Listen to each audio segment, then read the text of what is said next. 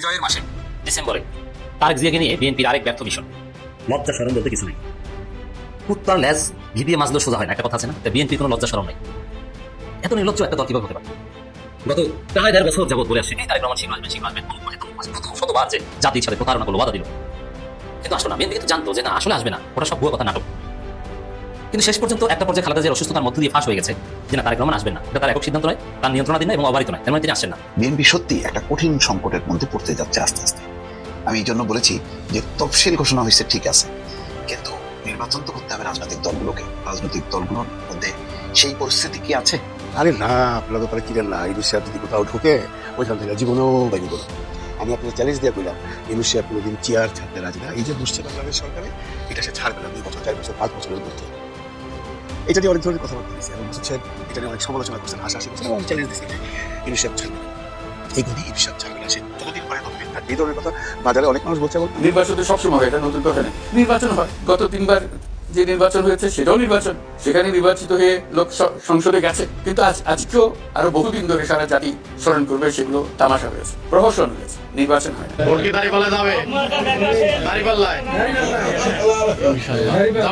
আপনারা খুশি? ইনশাআল্লাহ। আমি একটা গান করব।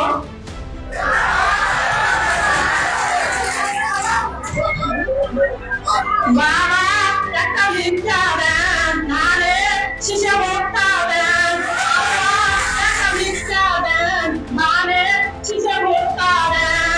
এখন বাংলাদেশে 2টা শক্তিশালী রাজনৈতিক দল আছে, একটা বিএনপি, একটা জামাত। আমার মনে হয় এখনো বিএনপি সবচেয়ে বড় দল, 2 নম্বরে যদি জামাত ধরেন, কিন্তু খুব শক্তিশালী। কিন্তু এটা খালি মানে মুখের কথা না, এটা বিএনপিও হারিয়ে রেট পাচ্ছে। আমরা ধর্মকে মূল্যায়ন করব না, আমরা মানুষকে মূল্যায়ন করব। নির্বাচন বসানোর জন্য এই 4 বান্ডেল দিলাম ব্যানার পিস্টন করার জন্য, আর এটি লাগাইবা শুধু মোটরসাইকেল বহরের জন্য। মোটরসাইকেল নিয়ে আসবা শাখা, ঠিক আছে, নিয়ে আসবা। এটি রাখো শুধু নির্বাচনের দিন চা সিগারেট খাওয়াইবা মানুষকে। আর এই 7-8 বান্ডেল যদি আছে, সকালবেলা সীসা খাইবা, হ্যাঁ সীসা খাইবা, বৈশাখ। আমি পাস করবো না, সমস্যা নেই, খেয়াল করবো। নির্বাচনের তফসিল টের পেয়ে বিএনপি গত 24 ঘন্টা জাস্ট। আসসালামু আলাইকুম দর্শক, নতুন একটি খবরে আপনাদের সবাইকে স্বাগতম। আশা করছি আপনারা ভিডিওর শুরুটা দেখেই বুঝতে পেরেছেন আজকের নিউজটা ঠিক কতটা গুরুত্বপূর্ণ হতে চলেছে এবং ঠিক কোন দিকটাকে ইঙ্গিত করছে। তাই বলবো দর্শক, যারা ভিডিওটি দেখতে শুরু করেছেন তারা অবশ্যই নিউজটি না টেনে সম্পূর্ণ মনোযোগ সহকারে দেখবেন, তাহলে এই বিষয় সম্পর্কে আসল তথ্যগুলো জানতে বা বুঝতে পারবেন। তো প্রিয় দর্শক, আমি আর কথা বাড়াবো না। ভিডিওর শুরুতে আপনাদের যেই ভিডিওগুলোর অংশবিশেষ দেখিয়ে শুরু করেছিলাম, সেই ভিডিওগুলোর বিস্তারিত আলোচনা দেখব।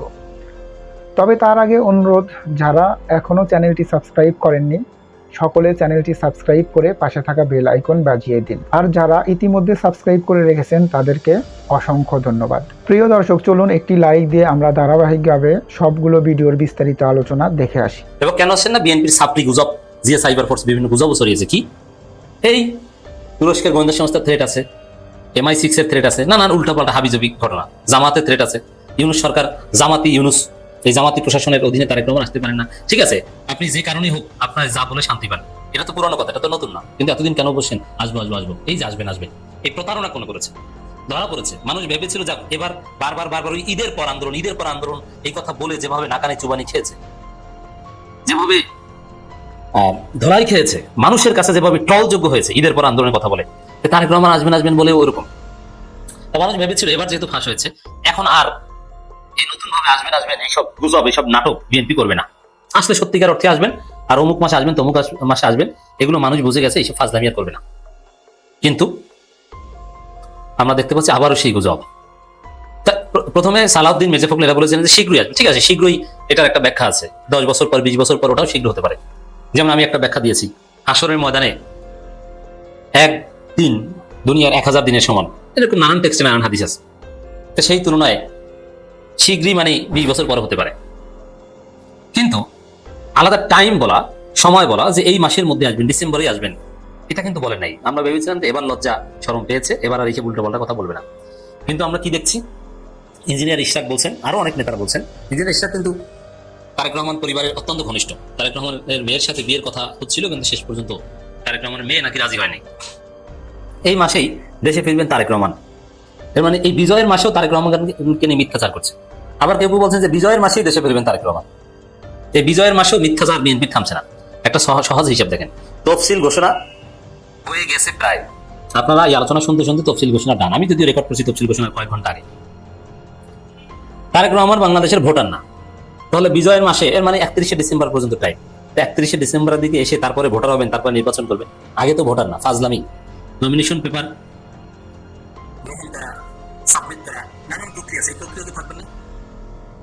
আর আসলে আসার সম্ভাবনা নেই বলেই তো ডাক্তার জুবাইদুর রহমানকে পাঠিয়ে দিয়েছে যে তিনি যান, তাকে এবার নেতা বানিয়ে দেখি। তাহলে এই যে নাটক করছে যে ডিসেম্বরে আসবেন অমুক তমুক, এই লজ্জা শরম সবকিছু বাদ দিয়ে এই মিথ্যাচার কেন করছেন? বিএনপির নেতাকর্মীদের মনোবল ধরে রাখার জন্য। কারণ তারেক রহমান আসবেন না, এটা যদি বিএনপি নেতাকর্মীরা বিশ্বাস করে থাকে, তারা বিএনপি রাজনীতি করা বাদ দিয়ে দেবে। যে কি কার রাজনীতি করবো, কোন দলের? একটা এতিম দলের, যে দলের কোনো নেতা নেই। এই জন্যে বিএনপি নেতাকর্মীদের মিথ্যা আশ্বাস দিয়ে কর্মী ধরে রাখছে বিএনপি। এই বিজয়ের মাসে আসবেন। আরে ভাই, এরকম চাপাবাজি আপনি কত করেছেন, আর কত করবেন? ফটকাবাজি। আবার মির্জা ফখরুল তিনি ওই নেতাকর্মীদের উজ্জীবিত করছেন কি, তারেক রহমান যেদিন দেশে ফিরবেন সেই দিন গোটা বাংলাদেশ কেঁপে উঠবে। তাহলে এই যে ভূমিকম্প হচ্ছে বাংলাদেশে প্রতিনিয়ত ছোটখাটো, সেগুলো কি তারেক রহমান আসবেন বলার ফল? এই প্রশ্ন অনেকে তুলছে। তো দর্শক, তারেক রহমান যেদিন দেশে ফিরবেন সেদিন গোটা বাংলাদেশ কেঁপে উঠবে, এটা কি? যেদিন মানে কি, কোন দিন? খালেদা জিয়ার এই অসুস্থতার সময় যে আসতে পারেনি, সে আসবে কি ছিড়তে? তার দরকারটা কি? মায়ের জন্য যে সন্তান কাজে লাগে না, দেশের জন্য সেই সন্তান কোন কাজে লাগবে? কোনো কাজে লাগবে না। তো যেদিন আসবেন, কোন দিন আসবেন? ইমাম মাহাদি আসার পর, ঈসা আলাইহিস সালাম যখন এবার দুনিয়া অবতরণ করবেন তখন, তার আগে তো মনে হয় না। কিন্তু এই যে কেঁপে উঠবে অমুক তমুক এসব কথা কেন বলছেন? বলছেন এই কারণে নেতাকর্মীরা নইলে বিএনপি করা ছেড়ে দিবে, এই কারণে তাদেরকে আশ্বাস দিচ্ছেন। এটা জাতি জনগণ, জামাত, এনসিপি এরা বুঝে। মাহমুদুর রহমান মান্না স্পষ্ট বলেছেন যে তারেক রহমান আসবেন না। তাহলে এই যে আপনারা যা দেখছেন, এটা বিএনপির নেতাকর্মীদের মনোবল ধরে রাখার জন্য। মির্জা ফখরুল আসলে টের পেয়েছেন যে জামাতের কাছে তাদের নিশ্চিত পরাজয়। আর তারেক রহমান কেন দেশে আসেন না, এই কথা আমরা অনেকবার বলেছি। পরাজয়ের সংখ্যা থেকে দেশে আসেন না, যে আগামী নির্বাচনে তো তারা পরাজিত হবেন, এটা একটা কারণ। আর কারণ হচ্ছে পরাজয়ের সংখ্যার সাথে সাথে এই যে চাঁদাবাজি থেকে শুরু করে বিএনপির দুই গ্রুপে কামড়াকামড়ি, এগুলোর দায় নিতে হবে। তখন তারেক রহমান দেশে আসলে আরো বসবেন। এখন তো বলতে পারেন যে তারেক রহমান দেশে নাই বলে বিএনপির এই করুণ অবস্থা। এখন বলতে পারেন মির্জা ফখরুল দেশে আসলে আমাদের ভোট 10% থেকে 30% হয়ে যাবে, কিন্তু দেশে থাকলে তখন তো বলতে পারবো না। তখন দেখা যাবে দেশে আসার পর উল্টো অ্যাকশন। তারেক রহমানের ইমেজ নাই, হাইপ নাই, উল্টো মানুষ গালাগালি করবে তারেক রহমান আসার পরও চাঁদাবাজি কেন, দুই গ্রুপে কামড়াকামড়ি কেন। এমনকি এই আশঙ্কা করা হচ্ছে যে তারেক রহমান দেশে আসলে বিমানবন্দরে যে তাকে রিসিভ করতে যাবে, রিসিভ করতে যেই কয়েকজন মারামারি করে মারা যাবে দুই গ্রুপে, তখন হাইপ উল্টা পিছন থেকে ঢুকে যাবে। তো দর্শক, এই ভয় আসেন না। মির্জা ফখরুল বলছেন এই নির্বাচনের লড়াই সবচেয়ে কঠিন লড়াই। এর মানে সবচেয়ে কঠিন লড়াই কেন? এখানে আপনাদের প্রিয় আওয়ামী লীগ নাই, জামাত স্বাধীনতা বিরোধী, রাজাকার, তো স্বাধীনতা এদেরকে নাকি চিনেছে মানুষ, জামাতের নাকি ভোট 5%ও নাই, তাহলে তাদের সাথে এত কঠিন লড়াই কেন? আর এনসিপি তো কিচ্ছু না, কথাবার্তার কোনো মিল নাই। বলে যে জামাতের ভোট 5%ও না, আবার বলে ইতিহাসের সবচেয়ে কঠিন নির্বাচন, আওয়ামী লীগ আবার নাই। এর মানে জামাতের কাছে পরাজয় টের পাচ্ছেন মির্জা ফখরুল। আর নেতাকর্মীদেরকে একটু উজ্জীবিত রাখার জন্য তারেক রহমানের নিয়ে এই ব্যর্থ চাপা মারছেন। এই নির্বাচন লড়াই হবে সবচেয়ে কঠিন লড়াই। এখন এখানে ধরাটা কোন জায়গায় খাচ্ছেন, এটাও তারেক রহমান, মির্জা ফখরুল বলছেন কি, রাজনীতিতে ধর্মকে ব্যবহার করা অপশক্তিকে রুখে দিতে হবে। জামাত ধর্মভিত্তিক প্রচারণার মাধ্যমে আসল বাসটা বিএনপিকে দিবে। বিএনপি কিচ্ছু করতে পারবে না, চেয়ে চেয়ে দেখতে হবে, নাকে খত দিয়ে মেনে নিতে হবে। মসজিদের মেম্বারে, ওয়াজের স্টেজে বিএনপিকে ইসলাম বিরোধী হিসেবে প্রমাণ করে জনগণকে বিএনপিকে ভোট দেওয়া থেকে বিরত রাখবে, এইভাবে জামাত জিতবে। আমি চ্যালেঞ্জ দিয়ে বলছি, বিএনপি কিচ্ছু করতে পারবে না। কারণ বিএনপির লোকজন তার হুজুর না, তারা তো ওয়াজ করতে পারে না, তারা তো আর মেম্বার উঠতে পারে না। মসজিদের বাইরে সন্ত্রাসী করবে, হুজুরকে বাধা দিবে, ভোট আরো কমবে। বলা হচ্ছে জামাত যেখানে বন্ধু বাড়াচ্ছে সেখানে বিএনপি মিত্রদেরকে ছেটে ফেলছে। দর্শক, এই কথাটা আমার না, এই কথাটা বিএনপির সাথে যারা সমমনা বা একসঙ্গে যারা আন্দোলন করেছে, যাদেরকে নিয়ে বিএনপি স্বপ্ন দেখে জাতীয় সরকার করবে এবং একসঙ্গে নির্বাচন করবে, সরকার করবে, জাতীয় সরকার করবে, তাদের পক্ষ থেকে আজকে এই অভিযোগ। বিএনপি সত্যি একটা কঠিন সংকটের মধ্যে পড়তে যাচ্ছে আস্তে আস্তে। আমি এই জন্য বলেছি যে তফসিল ঘোষণা হয়েছে ঠিক আছে, কিন্তু নির্বাচন তো করতে হবে রাজনৈতিক দলগুলোকে। রাজনৈতিক দলগুলোর মধ্যে সেই পরিস্থিতি কি আছে, কেউ কি বুঝবে তার নিজের অবস্থান? আমি নিজে শুনেছি যে এবি পার্টির চেয়ারম্যান মুজিবুর রহমান মঞ্জুর বক্তব্য, তিনি জানেন যে তার নির্বাচনী এলাকা যেটা, সেখানে তার সাংগঠনিক ক্ষমতা কতটুকু আর বিএনপির ক্ষমতা কতটুকু। এখন তিনি তার ক্ষমতাটা দিয়ে যেতে পারবেন না, বিএনপির সমর্থন লাগবে। কিন্তু বিএনপি কি সেই ভাবে একাত্ম হবে, যেটা জামাতের একটা ক্যাডারভিত্তিক দল হওয়ার কারণে যেভাবে তারা ওয়ার্ক করে, বিএনপির পক্ষে কি সম্ভব? আর বিএনপিরই তো সমর্থিত লোকজন আছে যারা নির্বাচনে দাঁড়ায় যাবে। সেই কারণে তিনি মনে করেন যে তাকে যদি নাও দেওয়া হয় এটা অন্যায় কিছু হবে না। এখন জানি না ওনার মনোভাব আর পরিবর্তন হয়েছে কিনা, কিন্তু অনেকেই কিন্তু মানতে চান না।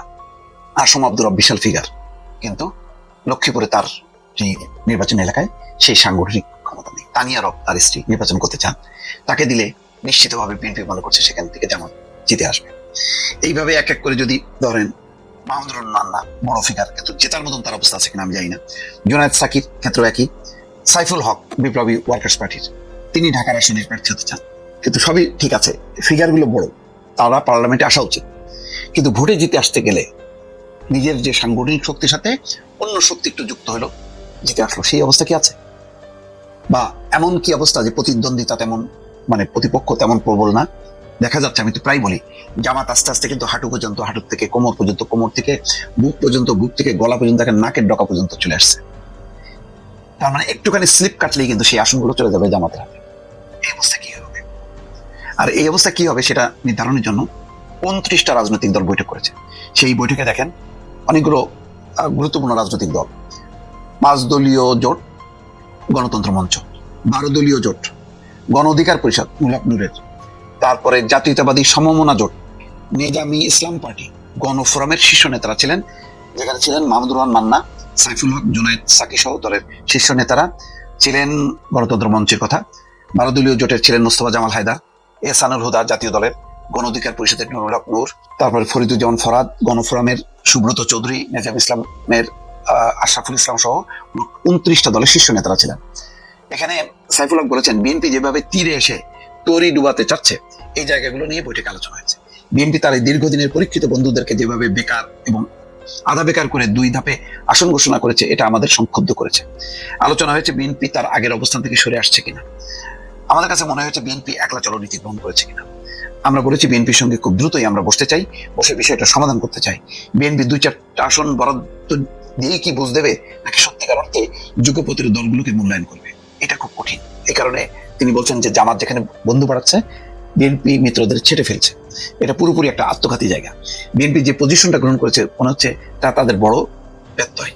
আসলে কি করবে, মানে আপনি বিএনপি জায়গা থেকে যদি চিন্তা করা যায়, এটা একটা অসম্ভব ব্যাপার। আবার ওই দিক থেকে চিন্তা করলে তাই তো, তারা 15 বছর আন্দোলন সংগ্রাম করেছে, তাহলে তারা পার্লামেন্টে আসবে না? কিন্তু পার্লামেন্টে তো আসতে গেলে এটা তো ভোটের লড়াই, জনগণ ভোট দেবে, জনগণ ভোট দেবে দলকে, জনগণ ভোট দেবে প্রার্থীকে।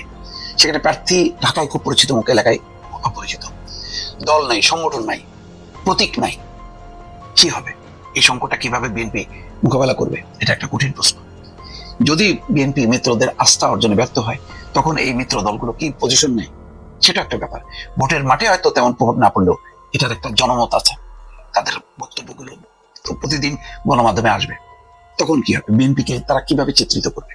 সব মিলে আমার কাছে মনে হচ্ছে যে একটা কঠিন সময় আসতে যাচ্ছে। সাংবাদিক মাসুদ কামাল সাহেবকে সবাই চিনেন, অত্যন্ত বিচক্ষণ একজন সিনিয়র সাংবাদিক, ভালো কথা বলেন। ওনার 2টা না 3টা চ্যানেল আছে, সেটা উনি চালান এবং ওনার প্রচুর দর্শক আছে।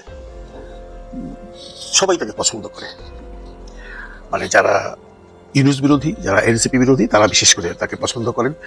এর বিভিন্ন কারণ আছে, কারণ উনি সবসময় বলে থাকেন যে উনি সরকার যে সমস্ত অন্যায় কাজ করে বা কোনো রকম এমন কোনো কাজ করে যেটা জনগণের পছন্দ না, তখন উনি প্রতিবাদ করেন। এমন করেই উনি পরিচিত হয়েছেন এবং করেনও, মাঝে মধ্যে যে করেন না তা কিন্তু নয়। উনি একটা গল্প বলেছিলেন, এই গল্পটা হয়তো আপনারা অনেকে শুনছেন, যে উনি বলছিলেন যে এরকম করে আমার সাথে গ্রামীণ ব্যাংকের একজন বড় অফিসারের সাথে পরিচয় ছিল। তো ওনার সাথে আমি একদিন বসে কফি খাচ্ছি, তারপর তাকে জিজ্ঞাসা করলাম, আচ্ছা বলেন তো, ইউনুস সাহেব তো বাংলাদেশ সরকারে এসছে, উনি কি টাইমলি একটা নির্বাচন দিয়ে পদ থেকে সরে যাবেন? তখন ওই গ্রামীণ ব্যাংকের অফিসারটা মাসুদ সাহেবকে বলছেন যে, আরে না, আপনারা তো তাহলে চিনেন না, ইউনুস সাহেব যদি কোথাও ঢোকে ওইখান থেকে জীবনেও বাইরিব না। আমি আপনাদের চ্যালেঞ্জ দিয়ে কইলাম, ইউনুস সাহেব কোনোদিন চেয়ার ছাড়তে রাজি না। এই যে বসছে বাংলাদেশ সরকারে, এটা সে ছাড়বে না 2 বছর, 4 বছর, 5 বছরের মধ্যে। এটা নিয়ে অনেক ধরনের কথাবার্তা হয়েছে এবং মাসুদ সাহেব এটা নিয়ে অনেক সমালোচনা করছেন, হাসাহাসি করছেন এবং উনি চ্যালেঞ্জ দিচ্ছেন যে ইউনুস সাহেব ছাড়বে না। এই গদি ইউনুস সাহেব ছাড়বে না, সে যতদিন পারে ততদিন থাকবে। এই ধরনের কথা বাজারে অনেক মানুষ বলছে এবং ইউনুস সাহেব একটা ইন্টারভিউ বলছিলেন, যখন তাকে জিজ্ঞাসা করা হয়েছিল সেই সাংবাদিক মহোদয় মেহেদী সাহেব যে আপনি তো সবাই বলছে চলে যান নির্বাচন দিয়ে, তখন ইউনুস সাহেব উত্তর দিয়েছিলেন যে অনেকে তো এই কথা বলছে 5 বছর থাকি 4 বছর থাকি, ওইটা নিয়েও কিন্তু মাসুদ সাহেব ভিডিও বানাইছে।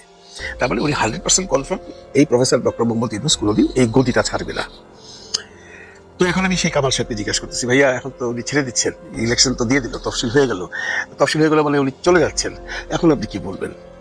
আপনি তো বেসিক্যালি একটু, আমার মনে হয় কি জানেন, আপনার একটু এই জায়গায় ঝামেলা আছে, আপনি মানে কারো ভালো দেখতে চান না। আপনি সবসময় বলেন যে যারা বিদেশে থাকে, ইলিয়াস হোসেন বলেন আর পিলাকিদা বলেন, বা যারাই বিদেশে থাকে তারা তো দেশপ্রেমিক না, তারা বিদেশে থাকে, বিদেশে বসে বসে বড় বড় গল্প বলে, আলী রিয়াজকে কেন আনা হইলো, তারপরে অমুককে কেন আনা হইলো।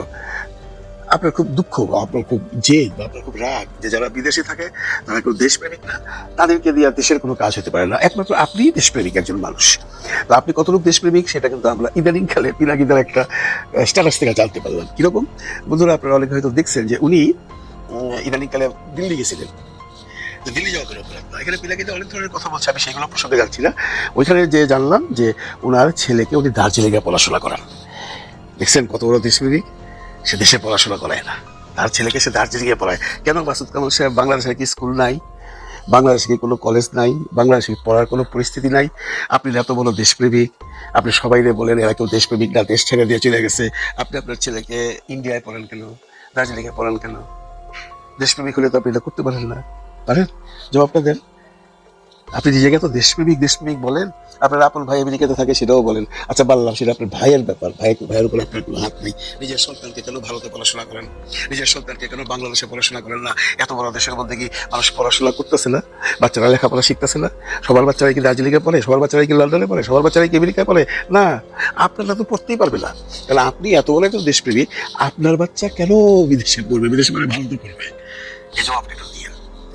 আমার প্রসঙ্গ এই মাসুদ কামাল না, আমার প্রসঙ্গ হলো আসিফ মাহফুজের আজকের পদত্যাগ। দেখেন বন্ধুরা, আসিফ মাহফুজ, নাহিদ, হাসনাত আব্দুল্লাহ, সার্জিজ আলম, এরা যাই করুক এদের কাছে জাতি কৃতজ্ঞ থাকতে হবে।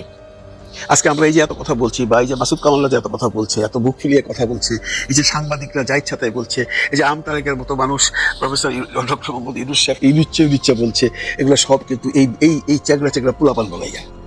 ওরা যদি তখন এখানে লিড না দিত তাহলে আমরা এই বাংলাদেশ পাইতাম না। সেজন্য আমরা তাদের কাছে কৃতজ্ঞ। আমরা চাই তারা ভালো কিছু একটা করুক। করা না করা তো সেটা পরের ব্যাপার, কতটুকু পারবে না সেটা অন্য প্রসঙ্গ, কিন্তু আমরা সবসময় তাদের কাছে কৃতজ্ঞতা। সেই কৃতজ্ঞতা আজকে প্রফেসর ডক্টর মোহাম্মদ ইউনুস সাহেব বলছিলেন, যখন আসিফকে পদত্যাগ পত্র গ্রহণ করানো হচ্ছিল তখন প্রফেসর ইউনুস সাহেব বলছিলেন যে তোমরা যা এখান থেকে শিখেছো এগুলো কাজে লাগাবা, আর জাতি তোমাদের কাছে কৃতজ্ঞ। এইটা কেন বললো? এটাও মাসুদ কামাল সাহেবের খুব কষ্ট। বললো ওরা এখানে কি শিখছে? ওইখানে চুরিচামারি শিখছে, ওইখানে লুটপাট শিখছে, ওইখানে হাঁসের মাংস খাওয়া শিখছে, ওইখানে ওয়েস্টে যাওয়া শিখছে। প্রফেসর ডক্টর মোহাম্মদ ইউনুস কি এই কথাটা বলতে পারে না যে তোমরা যে অভিজ্ঞতাটা এখান থেকে গ্রহণ করলাম, একটা তো অভিজ্ঞতা তারা পাইছে, একটা মিনিস্ট্রি চালাইছে না? আসিফ তো 2টা মিনিস্ট্রি চালাইছে, তারপরে মাহফুজ একটা মিনিস্ট্রি চালাইছে। তাদের কিন্তু এই কথাটা বলা স্বাভাবিক যে তোমরা যে অভিজ্ঞতা অর্জন করেছো সেটা জাতির জন্য যেন কাজে লাগে। সেটার উত্তর মাসুদ কামাল সাহেব দিচ্ছেন। হ্যাঁ, হাঁসের মাংস খাইছে, অমুক করছে, তারা কি কিছুই শিখে নাই? কামাল সাহেব, এই যে আপনি সাংবাদিকতা করতেছেন, আপনি কি কিছুই শিখেন না? একটা মানুষ কোথাও কাজ করলে, একটা মানুষ যদি আপনার গিয়ে কোথাও ক্লিনিং এর জব করে, সেও তো কিছু একটা শিখে, তাই না? এইভাবে পদে আপনি প্রফেসর ডক্টর মোহাম্মদ ইউনুসকে খোঁচা দিয়ে যাচ্ছেন। দেন, কিন্তু নিজে ঠিক হন। আপনার সন্তানকে আপনি বিদেশে পাঠাবেন, কিন্তু কোনো বিদেশি বাংলাদেশি যদি বাংলাদেশে এসে কোনো জায়গায় নিজেকে মানে প্রতিষ্ঠিত করতে চায় বা কোনো কাজে যোগদান করতে চায়, তখন আপনার গায়ে বাঁধে। আপনি বলেন যে ওরা কেন এইখানে আসবে, ওরা তো দেশপ্রেমিক, ওরা দেশ ছেড়ে চলে গেছে। বাংলাদেশে একমাত্র দেশপ্রেমিক আপনি, যে আপনার একমাত্র সন্তান বোধহয় যা শুনছি, তাকে আপনি দার্জিলিংয়ে পড়াশোনা করান। কত ওরা দেশপ্রেমিকটা আপনি, তাই না? এগুলো একটু ভাইবেন। এত হিপোক্রেসি করেন না। যাকে বন্ধুরা, তো আসিফ এবং মাহফুজ পদত্যাগ করেছে, এইটা নিয়েও সে একটা নতুন গেম খেলতেছে। আমরা কোথাও দেখি নাই বা কোনো পত্রিকায়ও দেখি নাই যে ওইখানে বলা হয়েছে যে আসিফ এবং মাহফুজ তফসিল ঘোষণার আগ পর্যন্ত তাদের স্ব পদে বহাল আছে। আমরা যতদূর জানি ভাই, উনি রেজিগনেশন দিয়েছেন প্রধান উপদেষ্টা গ্রহণ করছেন, ফিনিশ। কিন্তু উনি বলতে চাচ্ছেন যে এরা নাকি কালকে সকালে অফিস করবে, মানে যদি 2টা পর্যন্ত বা 3টা পর্যন্ত ওয়েট করে আমাদের প্রধান নির্বাচন কমিশনের তার তফসিল ঘোষণা করতে, ওই 2টা-3টা পর্যন্ত ওরা অফিসে যাবে, যে এখানে ফাইল সাইন করবে, একটার পর একটা ফাইল সাইন করবে। চিন্তা করছেন মানে মানুষকে পচাইবার জন্য যে কত ধরনের কন্টেন্ট উনি বানায় সকাল থেকে শুরু করে। আমরা কি কোথাও শুনছি যে তারা যে এই যে রেজিগনেশনটা দিচ্ছে এটা কার্যকর হবে কালকে, ওইটা যে পর্যন্ত আপনার তফসিল ঘোষণা না হচ্ছে এই পর্যন্ত উনি মিনিস্ট্রিতে আছে, উনি মিনিস্টার মানে উপদেষ্টা, উনি সব কাগজপত্র সাইন করবে, কালকে নাকি গোটা 10 ফাইল সাইন করে ফেলাইবো বা যা চুরি চামারি করে ফেলাইবো।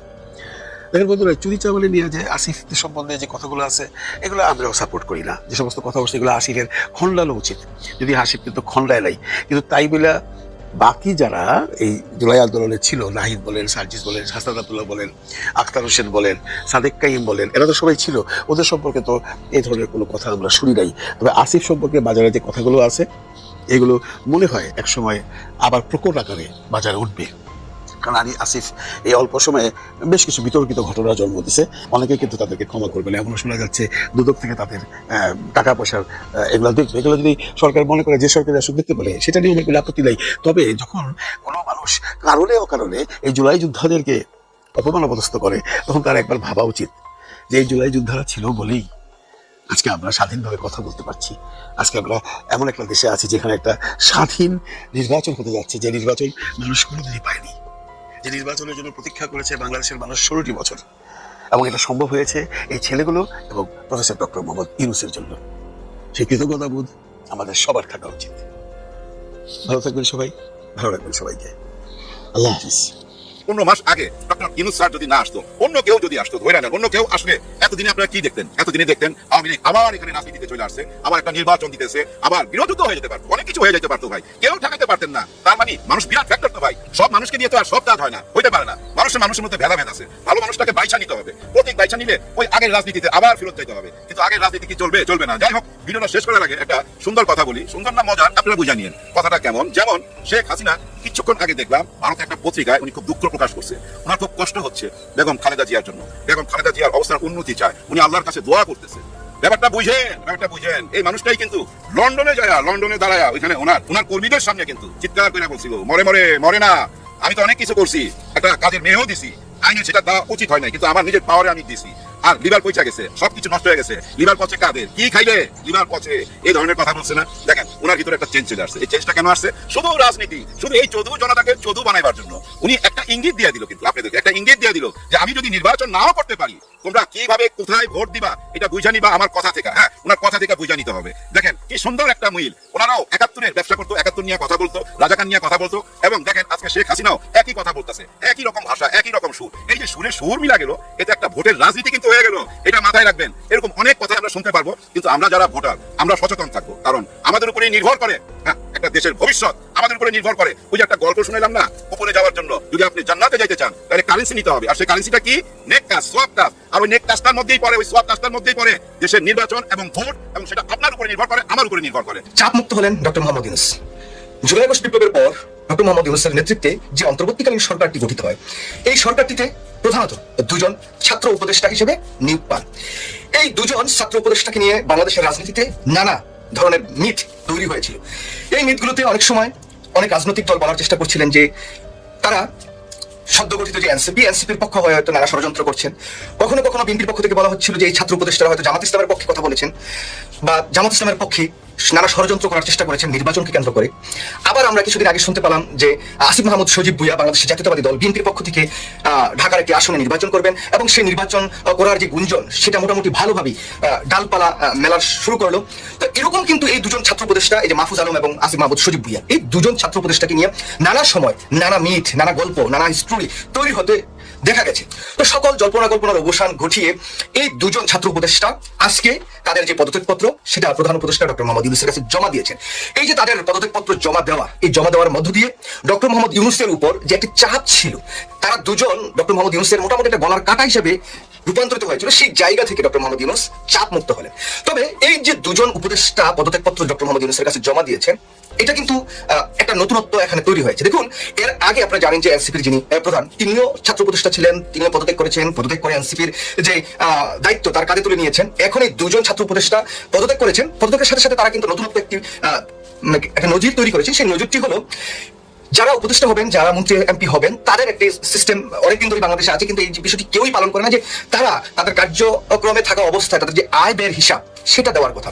তো এখন পর্যন্ত আমরা কোনো মন্ত্রী, এমপি, সংসদ সদস্য কারো এই আয় ব্যয়ের হিসাবটি দেওয়ার কোনো নজির আমরা দেখিনি। তবে এই আসিফ মাহমুদ সজীব ভুইয়া এবং মাহফুজ আলম, এই দুজন কিন্তু তাদের পদত্যাগপত্র ডক্টর মোহাম্মদ ইউনূসের কাছে জমা দেওয়ার সাথে সাথেই তাদের আয় ব্যয়ের হিসাব, এই যে তারা উপদেষ্টা থাকা অবস্থায় তাদের কত আয় ইনকাম, তাদের অর্থবিত্ত কি পরিমাণ বেড়েছে কমেছে, সবকিছু একটা হিসাব দিয়েছেন। তবে এই হিসাবটি ডক্টর মোহাম্মদ ইউনূস পাবলিকলি প্রচার করবেন কিনা বা পাবলিক করবেন কিনা সেটা সময় হয়তো দেখা যাবে।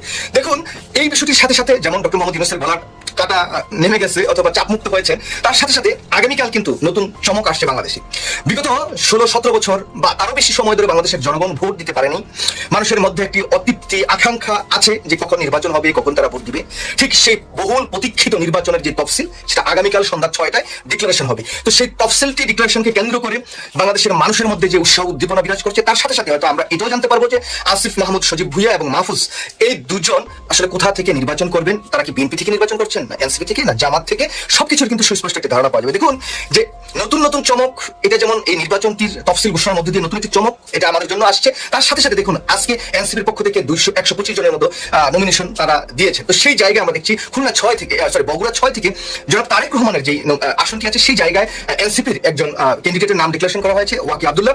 সেই জায়গায় জনাব তারেক রহমানের বিপক্ষে কিন্তু এই ওয়াকি আব্দুল্লাহ নির্বাচন করবেন। আমি যতদূর জানি, ওয়াকি আব্দুল্লাহ আগেও খুলনার এই বগুড়ার এই 6 আসন থেকে নির্বাচন করেছিলেন এবং সেই জায়গায় তিনি খুব কঠিনভাবেই তার যে রাজনৈতিক অপোনেন্ট তাদের কাছ থেকে প্রতিহত হয়েছিলেন। তো এবার দেখার বিষয় যে আসলে কি হচ্ছে। তো কালকে যে নতুন করে তফসিলটি ডিক্লারেশন হবে, সেই তফসিলটির মধ্য দিয়ে বাংলাদেশের এই যে সুশীল সমাজ কিছু আছে বা কিছু সাংবাদিকরা দীর্ঘদিন যাবত নানা গালগপ্প তৈরি করছিলেন যে ডক্টর মোহাম্মদ ইউনূস নির্বাচন দিবেন না, ছাত্র উপদেষ্টারা পদত্যাগ করবেন না, তারা 5 বছর 10 বছর রাষ্ট্র ক্ষমতায় থাকবেন। তো সেই সমস্ত সকল অপবাদ, অপতথ্যের মানে পরিসমাপ্ত ঘটিয়ে আগামীকাল নতুন চমক হিসাবে এই সকলের কাছে একটা চমকই আমি বলতে চাই যে ডক্টর মোহাম্মদ ইউনূস দীর্ঘদিন যাবত, তার যে মন্ত্রী পরিষদ তারাও দীর্ঘদিন যাবত বলছেন যে যথাসময় নির্বাচন হবে। এবং ডক্টর মোহাম্মদ ইউনূস ফেব্রুয়ারিতে যে নির্বাচনটি ডিক্লারেশন করেছেন, সেই সময় হবে, কিন্তু কিছু লোক বিশ্বাস করতে চায় না, কিছু নেতা বিশ্বাস করতে চায় না, কিছু সাংবাদিক বিশ্বাস করতে চায় না। তো সেই সাংবাদিক, নেতা এবং আমরা যারা দীর্ঘদিন যাবত ভোট দিতে পারিনি, এই সবার জন্য একটি চমক হবে কালকে। অবশ্যই কালকে ফেব্রুয়ারির 10 তারিখে জাতীয় সংসদ নির্বাচনের দিন মোটামুটি ধার্য করে হয়তোবা তফসিল ঘোষণা করা হবে। তার মধ্য দিয়ে বাংলাদেশের রাজনীতির নতুন একটা দিগন্তে যাবে। বাংলাদেশটি নতুন যে যাত্রা, গণতান্ত্রিক প্রক্রিয়ায়, সেটাতে বাংলাদেশ ঢুকতে যাচ্ছে এবং সেই কার্যক্রমটা ডক্টর মোহাম্মদ ইউনূস নিজের তত্ত্বাবধানে সেটা করছেন এবং যে নির্বাচন কমিশনার আছেন তারাও দায়িত্ব পালন করছেন যথোপযুক্তভাবে। যদিও এই বিষয়টি আজকে ঘটার কথা ছিল, কিন্তু আজকে ঘটেনি। শুধুমাত্র আপনারা জানেন যে নির্বাচনী যে আসন কেন্দ্রিক যে সীমানা পুনর্নির্ধারণ, সেই জায়গায় কিছু সমস্যা ছিল, সেগুলো আমাদের মাননীয় সুপ্রিম কোর্ট বা হাইকোর্টের ফুল বেঞ্চ একটি রায় দিয়েছে। সেই রায়ের প্রজ্ঞাপনটি কালকে দুপুরবেলা জারি হবে। দুপুরবেলা জারি হওয়ার পর ঠিক আগামীকাল সন্ধ্যায় সেই বহুল কাঙ্ক্ষিত প্রতীক্ষিত তফসিলটি ডিক্লারেশন করা হবে। প্রথম আলো একটি জরিপ পরিচালনা করেছে। তাদের সেই জরিপে 65% মানুষের ভোট পেয়ে বিএনপি এগিয়ে আছে এবং তারাই সরকার গঠন করতে যাচ্ছে। অপরদিকে 25% মানুষ জামাত ইসলামীকে ভোট দেওয়ার চিন্তা ভাবনা করেছে। আর আওয়ামী লীগকে তারা এখানে এনেছে। আওয়ামী লীগের ভোট পাওয়ার সম্ভাবনা 7%, প্রায় 8%। কথা সেটা না, আওয়ামী লীগের পার্সেন্টেজ কম দেখানো হয়েছে, এইটা বড় ফ্যাক্টর না। ফ্যাক্টর হচ্ছে প্রথম আলো এই জরিপের মাধ্যমে আওয়ামী লীগকে বাংলাদেশের রাজনীতিতে প্রাসঙ্গিক করে তোলার হীন চক্রান্ত করে যাচ্ছে। বারবার বলেছি, বিভিন্ন জায়গা থেকে এবারে দাবি উত্থাপিত হয়েছে। গণশত্রু এরা যেখানে বাংলাদেশ পন্থী আছে সেখানেই ভারত যাতে খুশি হয় এরকম একটা কিছু লাগানো সেখানে। এই ব্যাপারে কেউ কোনো প্রতিবাদ করছে না, শুধু শরীফ ওসমান হাদি প্রতিবাদ করেছে। প্রথম আলো আওয়ামী লীগকে বাংলাদেশের রাজনীতিতে আবার প্রাসঙ্গিক করে তোলার যে হীন চক্রান্ত শুরু করেছে, এর বিরুদ্ধে আপনাদের প্রত্যেকের সরব হওয়া দরকার, আওয়াজ তোলা দরকার। যাই হোক, এবার আসল কথায় ফিরে যাই। তো এই যে এখানে 65% ভোট বিএনপি পেয়ে সরকার গঠন করবে, এরকম জরিপে দেখানো হয়েছে। এখন প্রথম আলোর এই জরিপ কতটুকু বিশ্বাসযোগ্য? আমরা ইতিপূর্বে দেখেছি প্রথম আলোর জরিপে যারা এগিয়ে থাকে তারা কিন্তু গোহারা হারে, কারণ এরা নিজেরা জরিপ করে না, এরা তাদের ওই অফিসে যারা চাকরি করে, প্রথম আলোর অফিসে যারা চাকরি করে, এদেরকে দিয়ে ওই কাজ করায়। আর এরা প্রত্যেকেই তো ওইখানে ওই পারে থেকে নিয়ন্ত্রিত, এবং ওই পার যেটা কাটাতারের ওই পার থেকে যে প্রেসক্রিপশন আসে, তাদেরকে যখন যেটা বলে দেওয়া হয় তারা তখন সেটাই করে। এর আগে ডাকসু জরিপে তারা আবিদুল ইসলামকে 32% ভোট পেয়ে ভিপি হিসেবে আগেই ঘোষণা দিয়ে রেখেছিল। এরপরে ওমামা ফাতেমা ছিল, আর সর্বশেষ 4 নম্বরে রেখেছিল সাদিক কায়েমকে। সেখানে সাদিক কায়েমের ভোট মাত্র 3% রাখা হয়েছিল, সে 3% ভোট পেয়েছিল। কিন্তু বাস্তবে তো হয়েছে কি দেখেছেন আপনারা? এই হলো প্রথম আলো। তো এবারেও প্রথম আলোর এই জরিপ ডাকসু নির্বাচনের মতো হবে বলে অনেকেরই ধারণা। যাই হোক সেটা সময় এলে বোঝা যাবে। এখন আমরা যদি প্রথম আলোর এই জরিপটাকে সত্যি ধরেও নেই, এটাই সত্য হলো বিএনপি 65% বা তার চেয়েও বেশি মানুষের ভোট পেয়ে নির্বাচিত হলো। প্রধানমন্ত্রী তো হতে হবে কেউ একজন। এখন এই প্রধানমন্ত্রী কি হবে? খালেদা জিয়া তো ইতিমধ্যেই আপনারা জানেন একেবারে নির্ভরযোগ্য সূত্রে এটি জানা গেছে যে তিনি ক্লিনিক্যালি ডেড, অর্থাৎ তিনি আর বেঁচে নেই। যে লাইফ সাপোর্টে তাকে রাখা হয়েছে ওই যন্ত্রাংশগুলো খুলে দিলেই তিনি মৃত। বিভিন্ন ডাক্তারের সাথে অনেক সময় আমার কথা হয়, ডাক্তারও এমনটি বলেছে। বিএনপির কিছু নেতাকর্মীর সাথেও আমার কথা হয়েছে, তারাও ঠিক এমনটি জানিয়েছে যে ইতিমধ্যে তিনি এবার টু ডাই, অর্থাৎ মৃত প্রায়। ওই লাইফ সাপোর্টটা খুলে নিলেই ডাক্তার তাকে মৃত ঘোষণা করবে। এমন অবস্থায় তাহলে খালেদা জিয়ার সম্ভাবনা তো নাই, তিনি প্রধানমন্ত্রী হবেন এই সম্ভাবনা নাই। এখন থাকলে ভারপ্রাপ্ত চেয়ারম্যান তারেক রহমান কি প্রধানমন্ত্রী হতে পারবেন? না, তিনি প্রধানমন্ত্রী হতে পারবেন না, কারণ তিনি তার দেশে আসাই যখন অন্যজনের উপরে নির্ভরশীল। তিনি তার নিরাপত্তার ঝুঁকির কারণে এখনো পর্যন্ত তিনি বাংলাদেশে ফিরে আসতে পারছেন না। তার নাকি নিরাপত্তার ঝুঁকি আছে। নিরাপত্তার ঝুঁকি কাদের কাছ থেকে? বাংলাদেশে তারা যুক্তি দেখা। দর্শক, আশা করি সবগুলো ভিডিওই আপনি মনোযোগ সহকারে দেখেছেন। সেই সাথে দর্শক, এই ভিডিওগুলো সম্পর্কিত যদি কোনো তথ্য বা মতামত থাকে তাহলে অবশ্যই কমেন্টস করে জানিয়ে দিন। এতক্ষণ সাথে থাকার জন্য ধন্যবাদ। আবার দেখা হবে আগামী ভিডিওতে কোনো নতুন টপিকস নিয়ে। সকলের সুস্বাস্থ্য কামনা করে বিদায় নিচ্ছি। আল্লাহ হাফেজ।